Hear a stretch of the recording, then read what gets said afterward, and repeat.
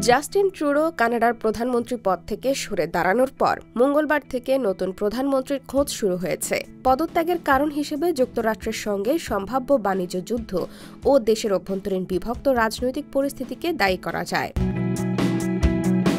March মাসে নতুন প্রধানমন্ত্রীর দায়িত্ব নেওয়ার পরে দ্রুত নির্বাচন হওয়ার সম্ভাবনা রয়েছে। শীর্ষ প্রার্থীদের মধ্যে রয়েছেন পরিবহন মন্ত্রী অনিতা আনন্দ, যাকে লিবারেল দলের সম্ভাব্য নেতা হিসেবে ২০২২ সালে ম্যাকলিন্সের একটি নিবন্ধে স্পষ্ট নেতৃত্বের দাবিদার হিসেবে উল্লেখ করা হয়েছিল। পরিবহন মন্ত্রী অনিতা আনন্দ কে? অনিতা আনন্দ ১৯৬৭ সালের ২০ মে কানাডার নোভা স্কোশিয়ার কেন্টভিলে জন্মগ্রহণ করেন। তার বাবা মা ১৯৬০-এর দশকে ভারত থেকে কানাডায় আসেন এবং দুজনেই চিকিৎসক ছিলেন। তিনি রাজনৈতিক বিজ্ঞান ও আইনে ডিগ্রি অর্জন করেছেন।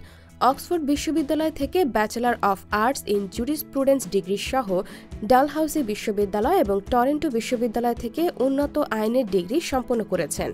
২০১৯ সালে ওকভিল, অন্টারিও এলাকা থেকে পার্লামেন্ট সদস্য নির্বাচিত হয়ে রাজনীতিতে প্রবেশ করেন।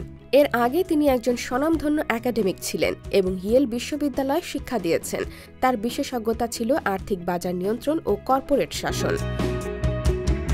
২০১৯ সালে তিনি পাবলিক সার্ভিসেস অ্যান্ড প্রকিউরমেন্ট মন্ত্রী হিসেবে দায়িত্ব নেন। কোভিড-১৯ মহামারীর সময় কানাডার টিকা ও ব্যক্তিগত সুরক্ষামূলক সরঞ্জাম সংগ্রহের প্রচেষ্টায় নেতৃত্ব দেন।